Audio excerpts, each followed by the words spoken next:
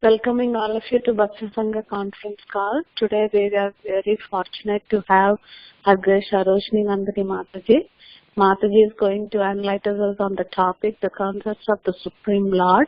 Hare Krishna Mataji, are you present on the call? Hare Krishna Mataji, Hare Krishna, Dandavat Pranam, all glory to Srila Prabhupada and Guru Maharaj. Thank you all very much.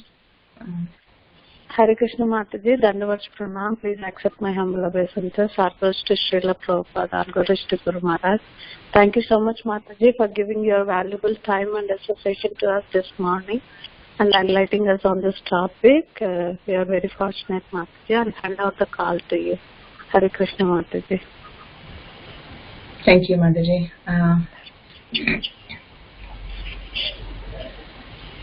I thank all of you for giving me this opportunity to speak in the holy month of Kartik. I would like to start with the Mangalacharan. Om Ajnana Timirandasya Jnananjana Shalakaya Chakshurunmilitam Yena Tasmai Shri Gurave Namaha. Shri Chaitanya Manobhishtam Stapitam Yena Bhutale Swayam Rupa Kada Mahyam Dadati Swapadantikam Vandeham Shri Guru Shri Yuta Padakamalam Shri Gurun Vaishnavamscha Shri Rupam Sagrajatam Sahagana Raghunatanvitam Tam Sajivam Sadvaitam Savadutam Parijana Sahitam Krishna Chaitanya Devam Shri Radha Krishna Padan Sahagana Lalita Shri Vishakanitamscha He Krishna Karuna Sindhu Dina Bandho Jagatpate Gopesha Gopika Kanta Radha Kanta Namostute Tatta Kanchana Gaurangi Radhe Vrindavaneshwari Vrishabhanu Sute Devi Pranamami Hari Priye Vancha Kalpatarubhyascha Kripa Sindhubhya Evacha Patitanam Pavanebhyo Vaishnavebhyo Namo Namaha. Namam Vishnupadaya Krishna Prasthaya Bhutale Srimate Jayapataka Swami Niti Namine Namacharya Padaya Nitai Kripa Pradayine Garakata Damadaya Nagara Gramatarine Namam Vishnupadaya Krishna Prasthaya Bhutale Srimate Bhakti Vedanta Swami Niti Namine Namaste Saraswati Deve Gauravani Pracharine Nirvishesha Shunyavadi Paschatya Deshatarine Jai Shri Krishna Chaitanya Prabhu Nityananda Shri Advaita Gadadhara Srivasadi Gaura Bhakta Vrinda Mukam Karoti Vachalam Pangum Langayati Girim Nitkripatamaham Vande Shri Gurun Dinatarinam. Hare Krishna. So today's topic, the consorts of the Supreme Lord, is very special in the month of Kartik because the month of Kartik is also known as the month of Radharani. In the Bhagavad Gita 10.35 it says, Brihatsama tatha samnam Gayatri chandasamaham masanam margashirshoham ritunam kusumakaraha. So Krishna says in the 10th chapter about different aspects, and then he says that what he is special in each aspect. So among the Samaveda he is the Brihat Sama, and among all the stotras or all the shlokas he is Gayatri mantra, and Masana Margashirshoham, among the seasons or among the months he is known as Margashirsha. So Margashirsha is another name for November-December period. And as we know that before Krishna's name always comes Radha's name first, like Radha Krishna, Radhe Shyam, Sita Ram, like that. So first the consort of the Lord is mentioned and then the Lord's name is mentioned. Therefore, the month of Kartik, which comes before this month of Margashirsha, which Krishna says Margashirsha is himself. So the month which comes before that is Kartik, and that is the month of Radharani. And it is a month when we are meditating on pure devotional service, because she is the proprietor of pure devotional service. It is the month of Radharani. Everyone who is ordinarily sort of compromised in devotional service, in the month of Kartik, they will all try for pure devotional service. In this month, many people, they take vows to perform some special service, because this month is the month of Srimati Radharani, and Srimati Radharani is very compassionate and soft-hearted. Therefore, this month is especially favorable time to attract her mercy. And she is noticing the services that we render. And when she recommends us to Krishna, then Krishna will also be inclined towards us. That is why we should try to perform maximum devotional service in the month of Kartik. So having said that the month of Kartik is the month of Radharani, who is Radharani? Radharani is the pleasure potency of the Lord. The Lord has different potencies, and the pleasure potency is called Radharani. And she is non-different from Krishna, or rather she is both one with and different from him. How could two people be one person or one person be two? It's kind of contradictory. But to understand this, let's see the example of the sun and the sunshine. The sun cannot exist without the sunshine. And the sunshine can also not exist without the sun.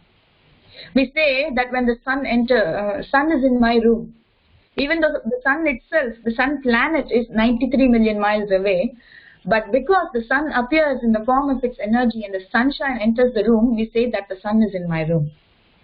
Therefore, the energy and the energetic are simultaneously one and different, just like how the sunshine and the sun are simultaneously one and different. Similarly, Radha and Krishna are also simultaneously one and different, although Radharani is the energy of the Lord. And she is the embodiment of pure devotional service. No one can be a greater devotee than her. The very name Radharani comes from the Sanskrit word Aradhana, which means worship. Her name is Radharani because she excels everybody in worshipping Krishna. And although Krishna is so beautiful that he can attract millions of cupids and is therefore called as Madana Mohana, but Radharani can attract even Krishna, the attractor of Cupid, and therefore she is called as Madana Mohana Mohini, the attractor of the attractor of Cupid. So one can best worship Krishna, the Supreme Personality of Godhead, through Srimati Radharani, his supreme pleasure energy. As Krishna says in Bhagavad Gita 9.26, Patram pushpam phalam toyam yo me bhaktya prayachati tadaham bhakti upahritam ashnavi prayatatmanaha. That if one offers me with love and devotion a leaf, a flower, fruit or water, I will accept it. But rather than offer a flower directly to Krishna, better to offer the flower to Srimati Radharani, requesting, my dear Radharani, please recommend me to your Krishna. Krishna is the supreme controller, yet he is controlled by the pure devotion of his devotees, especially Srimati Radharani. Krishna is therefore also known as the property of Radharani. So if one can please Radharani, one can very easily please Lord Krishna also. Radharani is the Paramadevata, the supreme goddess, and she is worshipable for everyone. And she is the protectress of all, and she is the mother of the entire universe. So just like how when a child wants to get something from the father, he or she always goes through the mother. So the mother, she protects the child and she recommends or she puts forth the wishes of the child to the father. So similarly, Radharani is the mother of the entire universe. So she will recommend us to Lord Krishna. And I would like to quote from the Chaitanya Charitamrita some verses which are really very nice and descriptive about Srimati Radharani. In the Chaitanya Charitamrita Adi Leela, 4th chapter, 60th verse, Krishnadas Kaviraj Goswami says, Ladini karaye Krishna ananda swadana, Ladini radvara kare bhaktera poshana. That The Hladini energy, she gives Krishna pleasure and she nourishes his devotees. So in the purport to that verse, Srila Prabhupada explains that the Supreme Personality of Godhead has three kinds of internal potencies. We all know that there is Antaranga Shakti, internal energy, Bahiranga Shakti, external energy, and Tatastha Shakti, which is marginal potency. But inside the internal potency, there are three subdivisions, namely the Hladini Shakti or the pleasure potency, the Sandhini Shakti or the existential potency, and the Samvit Shakti or cognitive potency.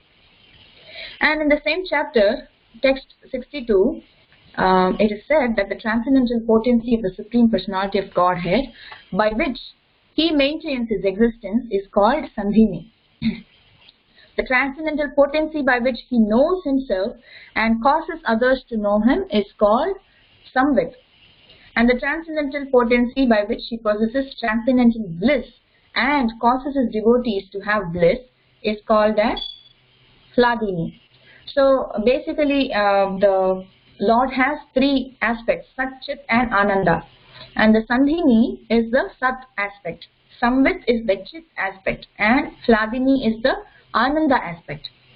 So all the three energies, the total exhibition of these potencies is called as Vishuddha Sattva. So it also indicates that the Supreme Lord is beyond the three modes of material nature, Sattva, Raja and Tamas. So the Supreme Lord is beyond all these three modes of material nature. That is why he is in Vishuddha Sattva. And in the purport of text 68, Srila Prabhupada explains that the product of Hladini Shakti is love of Godhead. And that further has two divisions, namely pure love of Godhead and adulterated love of Godhead. Only when the Hladini Shakti emanates from Sri Krishna and is bestowed upon the living being to attract him, the living being becomes a pure lover of God. But when the same Hladini Shakti is adulterated by the external energy and emanates from the living being, it does not attract Krishna. On the contrary, the living being becomes attracted by the glamour of the material energy. At that time, instead of becoming mad with love of Godhead, the living being becomes mad after material sense enjoyment. And because of his association with the modes of material nature, he is captivated by the interactions of distressful, unhappy feelings. So it means to say that when the living being can choose whether to have the Hladini Shakti in the emanating from Krishna or the adulterated one which emanates from the living being. So the living being can choose that.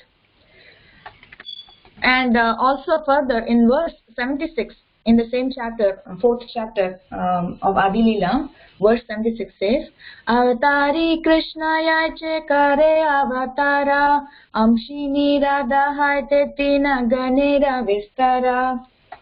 This means that just as the fountainhead Lord Krishna is the cause of all incarnations, so Sri Radha is the cause of all these consorts.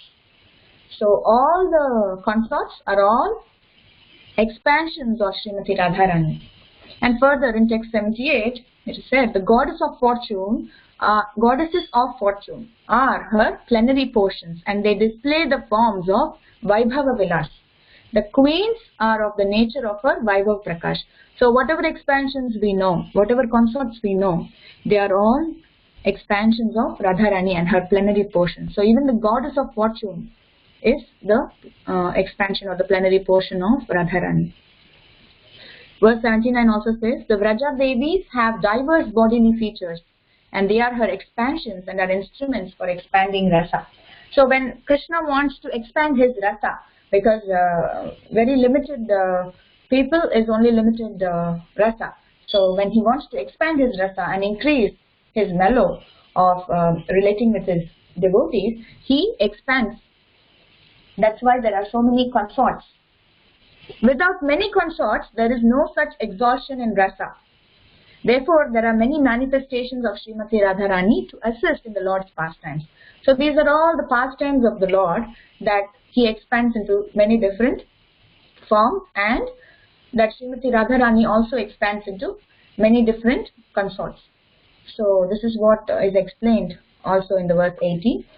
And the verse 82 says that Radharani, who is the one who gives pleasure to Govinda, and she is also the enchantress of Govinda.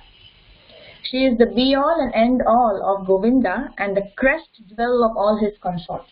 So again and again this point is stressed that the origin of all consorts is Radharani. And in verse 83 it is said the transcendental goddess Srimati Radharani is the direct counterpart of Lord Krishna. She is the central figure for all the goddesses of fortune, and she possesses all the attractiveness to attract the all-attractive personality of Godhead.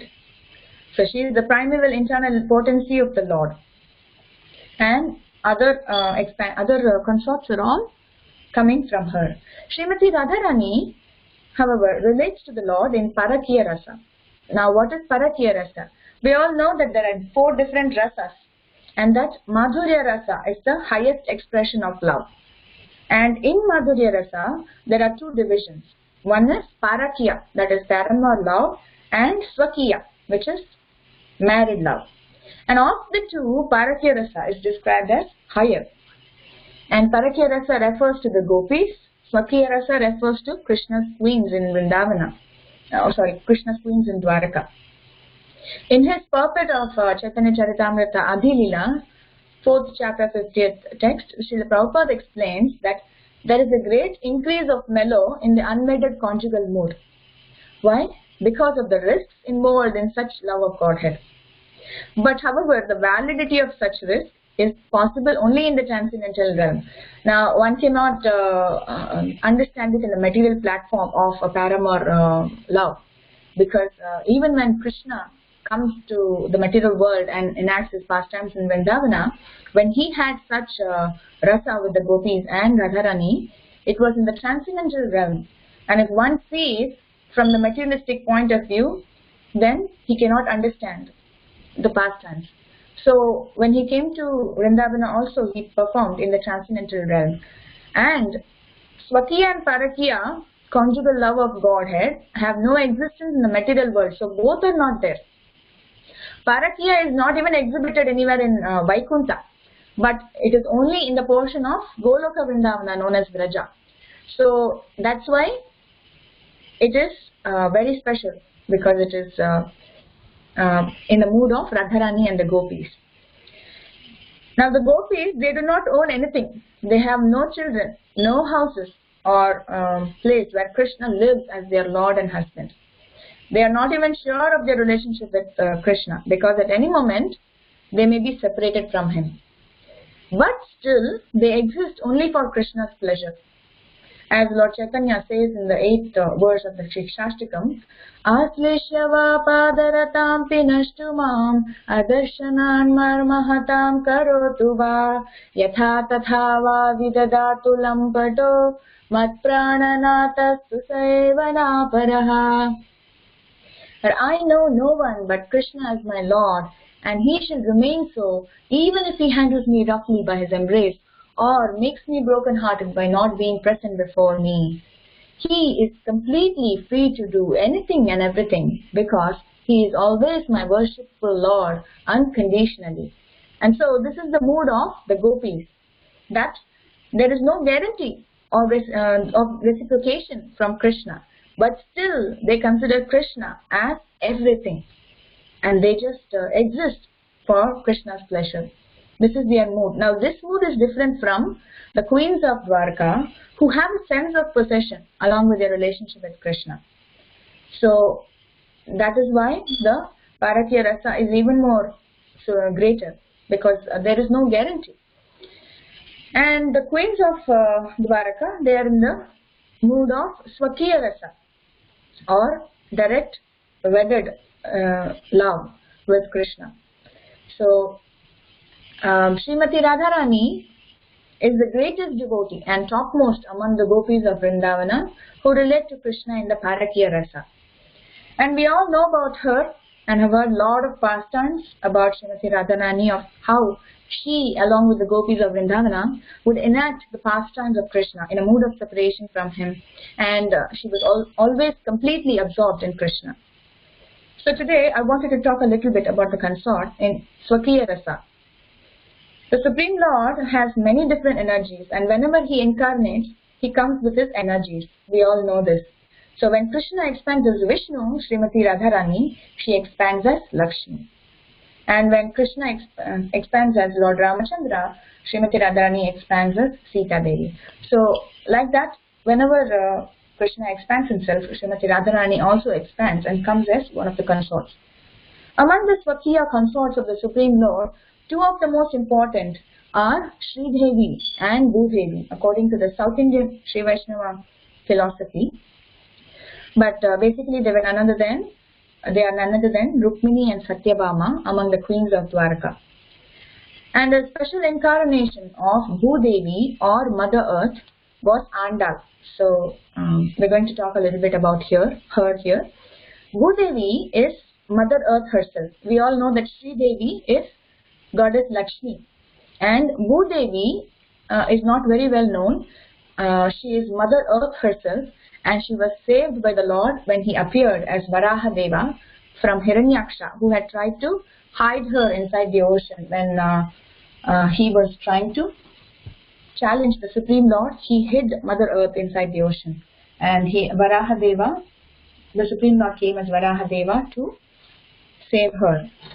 So this is the instance where we have heard about Bhudevi. Now in the Sri Vaishnava philosophy, there are 12 great devotees called as the Alvars. And Andal, who was the incarnation of Bhudevi, is the 9th Alvar among the 12. And she was the daughter of Peri Alvar, who was also one of the Alvars. And he was born in the banks of Vaigai River in a town called as Srivilliputturu in Tamil Nadu, India. And Andal, in her childhood, was known as Goda Devi. And the birth of Andal is a very nice story. Periyalvar, who was one of the Alvars, was also known as Vishnu Chittar, and he was managing a flower garland in Srivilliputturu. And he used to grow some Tulsi Devi and many other flowers in his garden.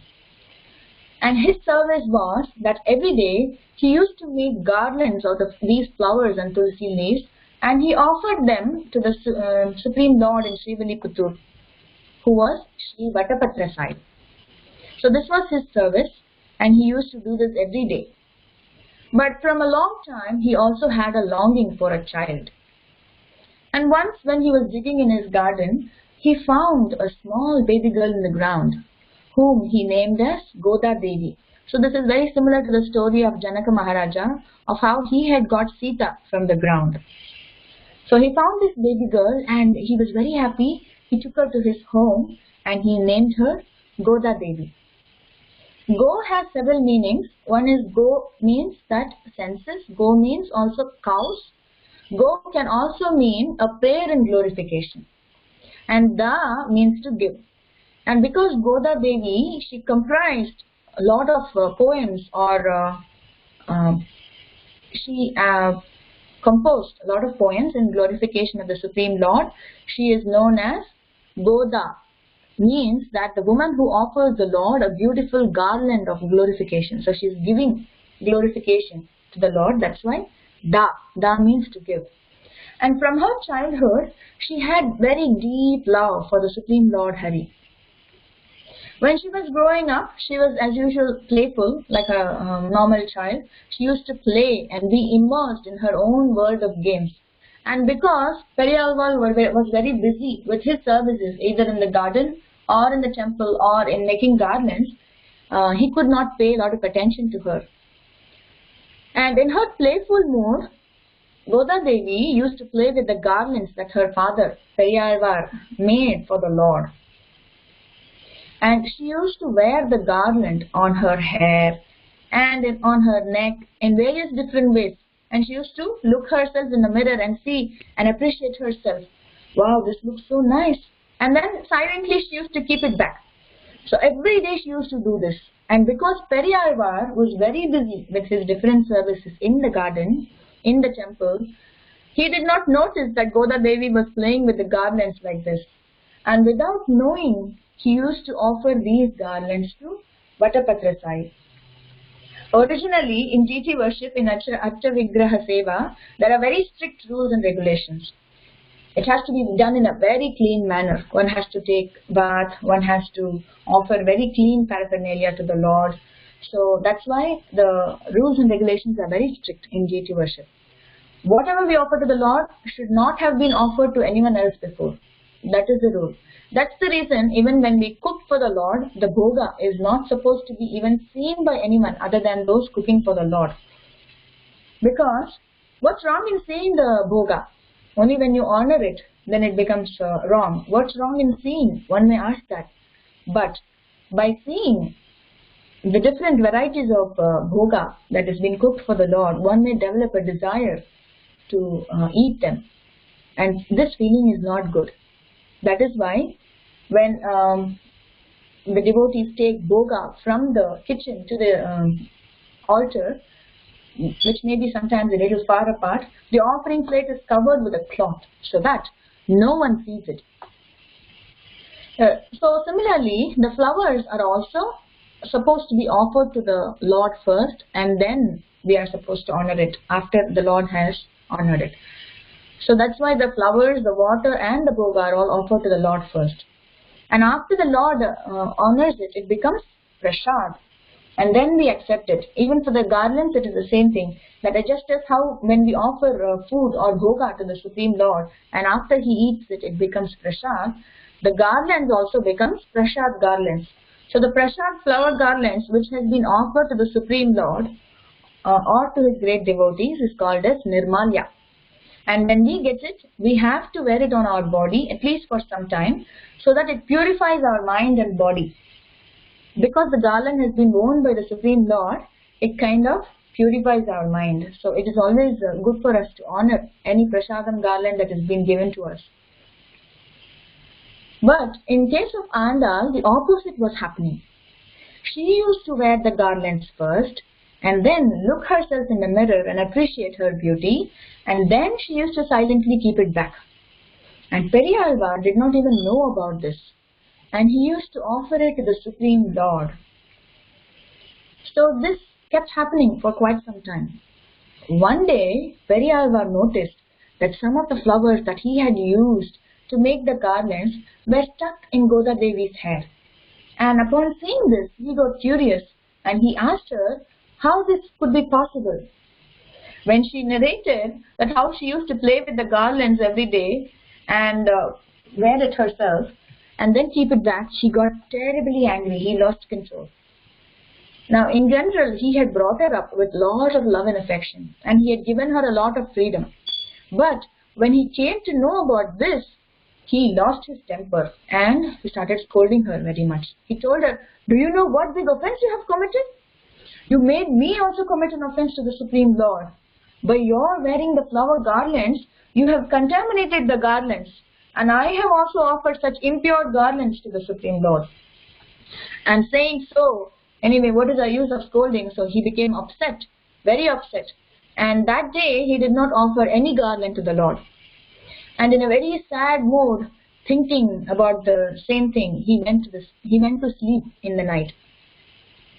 In his dream, in the night, the Supreme Lord, Vatapatra Sai himself came and asked him angrily, "Vishnu Chittan, why you had not offered any garland to me today?" And then, in reply, Periyalvar apologized to the Lord, saying that, "Oh my Lord, oh my dear Lord, please forgive me.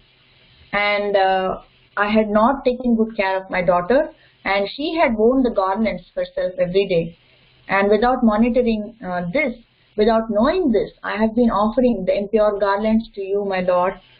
So when I came to know about this today, I was wondering how I can offer this impure garland to you. And so I did not offer them to you at all. And next time, I will ensure that this does not happen, my dear Lord. Please forgive me that I have been committing this offense without my knowledge. I'll make sure that this does not happen again." So upon hearing this, the Lord replied, saying, impure? No, no, no. What do you mean impure? Please know that this garland has become more purer because of Goda Devi wearing it. And the garlands that have been worn by Goda Devi is more fragrant than the normal garlands. And I don't want to accept any other garland other than the ones worn by her. So if you at all want to serve me, you first offer it to your daughter Goda Devi first. So this is kind of instruction that the Supreme Lord gave, that even Periyalvar was very surprised and shocked to hear this. Because generally we have to follow the basic rules and regulations of cleanliness when we do deity worship. And in the general sense, if you see, the garlands, if worn by anyone else, has become impure and we cannot offer it to the Supreme Lord. But we cannot imitate Andal by wearing the garlands first. Or we cannot imitate Shabari, who used to taste the fruits before offering them to the Supreme Lord Ramachandra. Shabari also used to taste the fruits because she wanted to make sure that the fruits were not sour. So we cannot imitate such great devotees. These are for special and great devotees of the Lord. Because the Lord is Bhavagrahi, he is more attached to the loving feelings of his devotees. And rather than the rules and regulations mentioned in the scriptures, he is more attracted by the sincere and deep love of his devotees. So he sees the sincerity and genuine loving feeling of a devotee rather than external factors. For example, if a devotee is very good at singing, if a devotee is not very good at singing and he is singing a song in glorification of the Lord with deep loving feelings, from an external point of view, it may appear to be very unpleasant, out of note in a musical sense, but still the Supreme Lord will be very satisfied with such sincere singing. And although it might seem that someone sings very beautiful like a Gandharva, but if he is not singing with devotion to the Supreme Lord, to please the Supreme Lord, but he is singing with the intention of getting appreciation from others, that however pleasant it might sound, the Lord does not accept it. Because he is Bhavagrahi, he sees the mood and the sincerity of a devotee, not the external factors. Even when Lord Krishna, he went to Hastinapura as a messenger of peace, as Shanti Duta, Duryodhana, he wanted to captivate Lord Krishna. So he offered Chappan Bhog, 56 varieties of bhoga to Supreme Lord Krishna. But because Duryodhana had a deceitful attitude and Lord Krishna knew about this, he did not accept Duryodhana's offering. Instead, he preferred to go to the house of Vidura, who was very simple and nice devotee. But when he went to Vidura's house, they did not have anything to offer him, and out of haste and out of tension, Vidura's wife, she did not know what to offer him. So she was wondering how I can cook and offer, because it's going to take more time.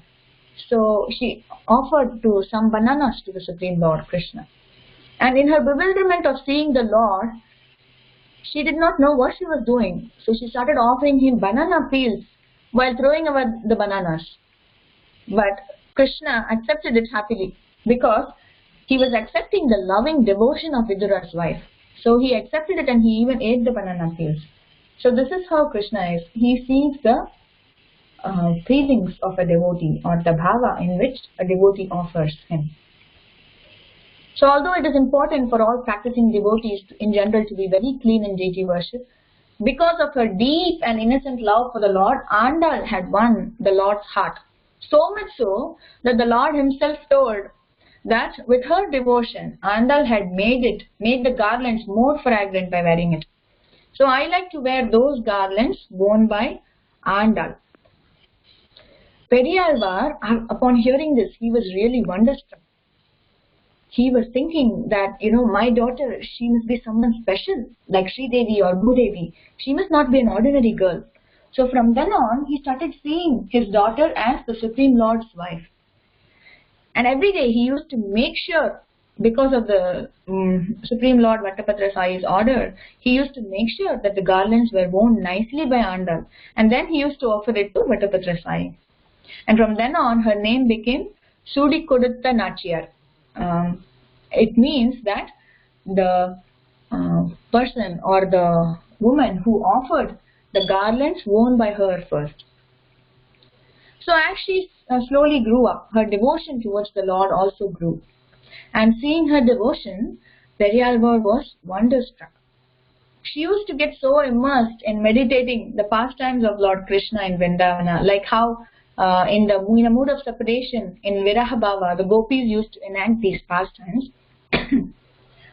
She used to be absorbed in all those pastimes. And she used to be in the mood of the gopis. And in that mood, she composed 2 stotras or poems glorifying the Lord. One is called as Tirupavai, which has 30 shlokas explaining about divine austerities to attain the Lord. And this vrata is generally followed in the winter season. And the second one is Nachiyar Tirumozhi. These 2 stotras, they are all considered part of Nalayira Divya Prabandham, which is considered very important for the Sri Vaishnavas. So some more time passed like this, and her devotion became so intense that while sitting, while eating, while sleeping, while waking up, while walking, all the time, throughout the day and night, she longed for the Supreme Lord. And she was doing everything thinking about Him. And when Periyalvar saw that her devotion is growing so much with her age, as a responsible father thinks, he wanted to get her married because she was growing up. But he was wondering who was a qualified groom for her and who would accept her with her intense devotion for the Supreme Lord, because she's completely absorbed in thinking about the Supreme Lord all the time. So one day he went and asked her, Andal, whom do you want to marry? Do you have anybody in your mind?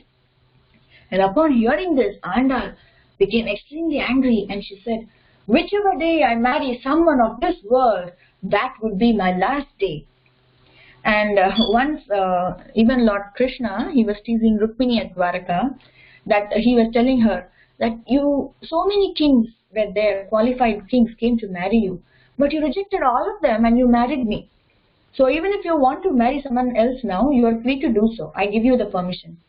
But at this point, when Krishna was saying this, Rukmini was already married to Krishna for many years, and she had had many children from him, and also the children were also married. So upon hearing this, at that point, she fell unconscious. And when she came back to consciousness, she explained that, however qualified any other king may be, she cannot think of anybody other than Krishna. And she requested Krishna not to talk like that anymore. So she was so completely surrendered to Lord Krishna. So like that, even Andal, she was so completely absorbed in Supreme Lord, that she could not think of anyone in this material world. And when Andal said this angrily, Periyalvar apologized to her and asked, okay, which god you want to marry? Because there are 108 Divya Desams or temples, according to the Sri Vaishnava philosophy, that if you visit all the 108 Divya Desams with proper mood and full surrender, then one is qualified to enter into Vaikuntha. So these 108 Divya Desams are very famous. They are spread all over India, in North India, in East, South and West directions. So he started describing, because Andal asked for the description of all the deities in all the 108 temples. So then Periyalvar described about all the deities of all the 108 temples, and at the end he described about Sri Ranganath, which is in Sri Rangam in South India. And when she heard about Sri Ranganath, suddenly tears started flowing profusely down her eyes, and her body started to tremble, and she made a resolve in her mind that she would marry only Sri Ranganath. And she also made a stotra in praise of Sri Ranganath. And when Periyalvar heard that she wanted to marry Sri Ranganath, he was happy, but he got worried also that how can my daughter, who is a human being, get married to someone get married to God himself, the Supreme Lord? How is all the ceremony going to happen? Because he also wanted to be practical, although she is saying this. So he got anxious about her marriage, and slowly thinking about this, he fell asleep. And in his dream, Lord Sri Ranganath himself appeared and told, "My dear Vishnu Chittar, I want to marry your daughter, Anda, and all arrangements will happen. Please do not worry." And when he woke up from the sleep, he was very happy, extremely happy, thinking about the dream. But on the other side, he was also wondering how this was all going to happen. So Sri Ranganath also made arrangements. On the other side, he came in the dream of the pujari of Sri Ranganath temple, and in the dream he told all his servants that, "My dear servants, it is time for me to get married. So with all the paraphernalia like chamara, peacock feather, and with the palanquin, please go to Srivilliputtur, where my would-be wife would be waiting for me. So get prepared soon to leave." So when he gave such an instruction to the pujari of the Ranganath temple, he actually narrated this dream to all the others in the temple. And the head pujari, he immediately made arrangements to leave, and a party left with the palanquin and all the paraphernalia to Srivilliputtur. And when they reached Srivilliputtur, the head pujari, he went and told Periyalvar that the Lord has ordered that he wants to get married to your daughter, and we have come to take you and her. When Periyalvar heard this, he also wanted to ask his worshipable deity Vatapatra Sai's permission before leaving, because he was attached to Vatapatra Sai. Now Vatapatra Sai and Sri Ranganath, they are non-different, but still some devotees have special attraction towards some deities. So he asked Vatapatra Sai, and Lord Vatapatra Sai told him that, please do as Lord Sri Ranganath said. And Periyalvar was extremely happy. With great happiness, he informed his daughter, "See, Andal, whatever you desired for a long time is going to get fulfilled. See, all these people from Sri Ranganath temple have come here with all the paraphernalia to take you so that you can get married to him."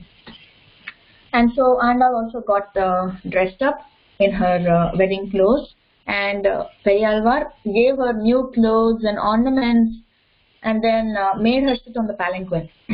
Then he thought, now that my daughter is going to get married to the Supreme Lord and become his wife, she is not worthy of even being seen by ordinary men. So he covered the palanquin on all sides with curtain.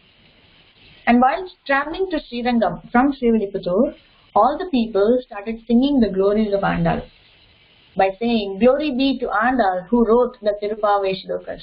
Glory be to that Andal who wore the garlands on herself before offering to the Lord." Like this they were glorifying her while traveling to Srirangam. And when they reached Srirangam, many people had gathered there, because a lot of people had heard about this story, and this is not something ordinary that was happening, because a normal human being getting married to the Supreme Lord, how this was going to happen, everybody were very curious. So huge crowds and great numbers had gathered there to witness this ceremony, this wondrous ceremony. And among the people gathered there, even Raja Vallabhdev, who was a disciple of Periyalvar, had also come there. And they all took the palanquin inside the temple, and when the palanquin reached the altar of the Lord and she was face to face with the Lord, the curtains were removed and slowly Andal came out in her wedding clothes. Now this was a moment of excitement for everybody, because everybody were watching to see how this marriage was going to happen. So slowly she went into the Garbhagriha, or the internal quarters of the altar, and everybody were holding their breath and then seeing to see what was happening. Slowly, she focused her eyes on Sri Ranganath and reached the foot of Sri Ranganath's deity. And so she also had another name, Keshava Nindya Kal Pidittaval, the one who serves the lotus feet of Keshava. Then she went ahead and climbed on top of Sheshanag, who was the bed of the Lord. Now in Srirangam, the deity of the Lord, if you have seen the deity of the Lord, it is very big and he is in a lying down position. He is lying down on Anantasesha. So if one wants to have full darshan of the deities, one has to see from 2-3 doors. One door to see the face, one door to see the foot, one door to see the body. So like that, it's very big deity. So he is facing towards south, and his face is facing towards south. Although he is lying down, his face is facing towards south.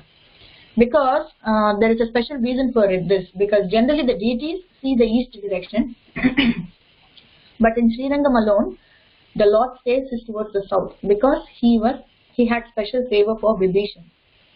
And the story of how Srirangam, the Rangana deities came to Srirangam is that Vibhishan, when Lord Rama was leaving from Lanka, he was asking that, Lord Ram, you might go away to Ayodhya, but I will definitely miss you.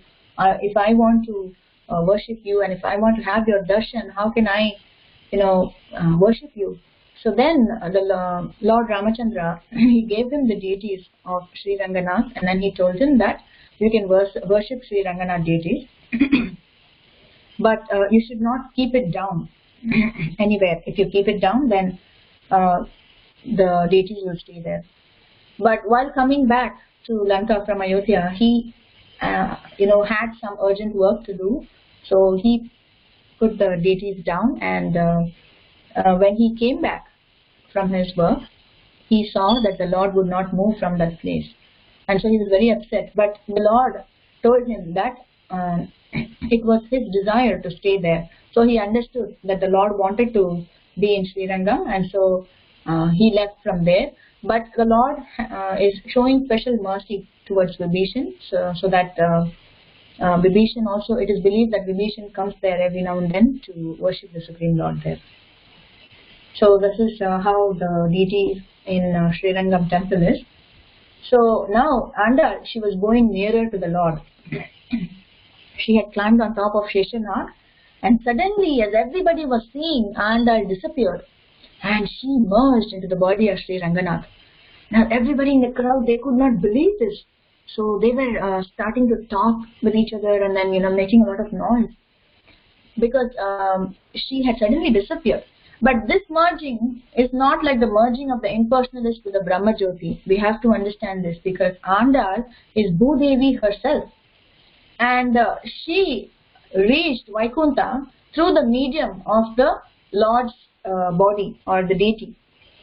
So she went back to Vaikuntha to serve the Lord eternally there. Not that she lost her personality, but she went back to Vaikuntha through the medium of the Lord's body because she is Bhudevi herself. She is the consort of the Supreme Lord. And everybody watched this scene in astonishment, and Periyalvar did not even expect that this would happen.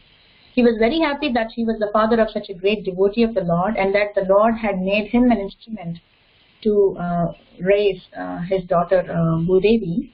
He was feeling very fortunate, but also he had raised her from childhood, from 15 years, and had developed so much of attachment towards her that when he saw her merge into the deity form of the Lord, he started crying profusely because he had a lot of attachment for her. But the Lord, from inside the Garbhagriha or the inside quarters of the altar, she said in a tumultuous voice, "Please bring Vishnu Chittar near me." So the pujaris brought him inside, and then the Lord told Periyalvar, "My dear Periyalvar, you are my respectful father-in-law." Just as the deity of the milk ocean, Ksheera Sagara, he gave the hands of his daughter Shri in marriage to me. You have given me your daughter Andal in marriage, and she is my wife. It is my order that you go back to Srivilliputtur and keep serving Vatapatra Sai and keep waiting for your death. And when appropriate time comes, your death will happen and you will come back to my abode of Vaikuntha. Upon hearing this, Periyalvar was a little pacified and he left from there. And all the people were still wonderstruck with the incidents. They could not still believe what had happened. So the story of how Bhudevi appeared as Andal is also very interesting and nice story. That Bhudevi once told the Lord that, your servant Vainateya. Vainateya is Garuda himself, because he's known as Vainateya because he's the son of Vinata. So she says that your dear servant Vainateya is serving you in the material world in the form of Vishnu Chitta. So I want to become his daughter and also serve you in your mission of preaching. So Bhudevi had requested the Lord. So that's why the Lord also became happy and he accepted her request. And then he said, sure, you will go there and appear as Goda Devi. And I will only wear the garlands that you wear on yourself first. And you will also preach through your poems and devotion in South India. You will be the form, of course, you will be in the form of a human being. And then you will get married to me and then come back to Vaikuntha, back to me. So this is how he had blessed her. And so she came down as Andal. And then when she merged into the deity form of Sri Ranganath, she went back to Vaikuntha. So this is the beautiful story of Andal. And we can learn a lot of nice things from the story of Andal. That, although a lot of great devotees, they were all very young in age. And Andal was hardly 15 years when she was getting married. So in order to become a good devotee, a long life is not required. Even in a very young age, at a very young age, anybody can become a good devotee. So among the 12 Alvars, Andal was the only woman. So it does not matter in devotion if one is a woman or a man or belonging to a low caste or anything, because in bhakti there is only one rule. The rule is that one has to have devotion. In general, there are some distinctions between men and women in Vedic tradition for spiritual activities, like Upanayanam. Like Upanayanam is only performed for men, and yajnas are only performed by men. Although in the yajna, both the husband and wife are supposed to sit together. Husband does not perform yajna separately. He has to sit with his wife. But still the yajnas, the brahmanas performing yajna are all only men. So, but in bhakti, there is no difference. One can reach the peak of devotion in this very lifetime, whether one is in a man's body or a woman's body. There is no distinction in bhakti based on caste, creed, sex or nation. Here, the only consideration is the eternal relationship of the soul with the super soul as the servant of the servant of the servant of the Lord. Das, dasanudas. That is the only criteria in bhakti. And Andal has set an example of how one should have deep love for the Supreme Lord and go back to his abode. This is how we can go back to his abode. So by following in the path of great devotees like her, we can also achieve the supreme destination, which is Krishna Prema. So with this beautiful story of Andal, I would like to conclude here and open the forum for any corrections, questions, comments. Thank you all very much. Hare Krishna.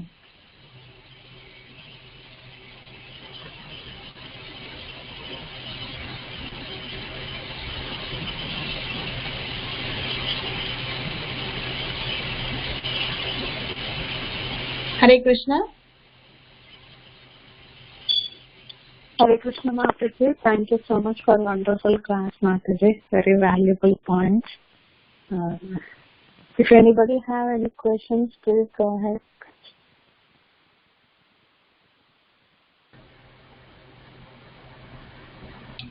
Hare Krishna Mataji, very beautiful class with many pastimes, Mataji. Thank you so much, Mataji, for enlightening on this topic on this special auspicious month, Mataji. Thank you.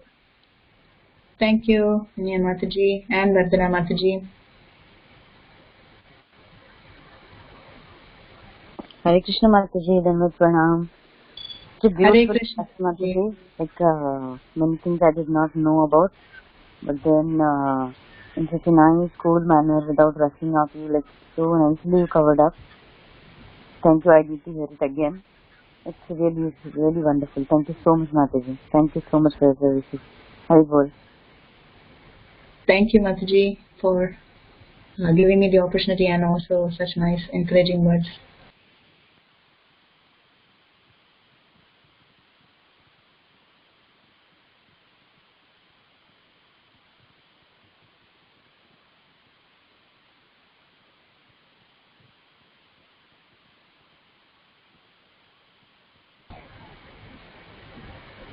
Hi Krishna Mataji, I just had one query over here.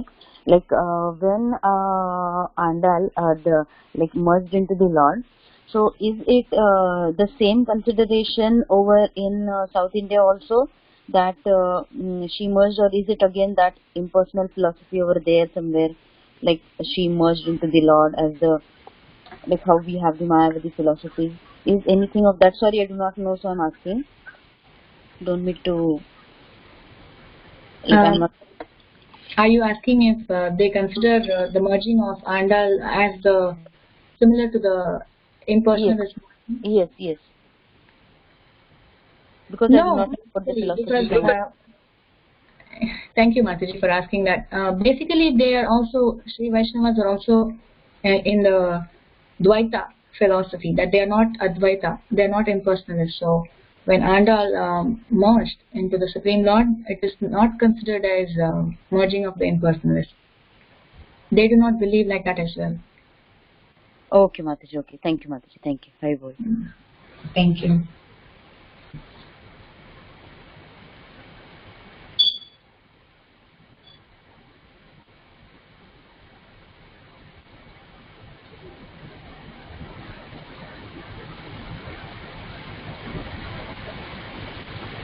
Anybody else have any questions or comments?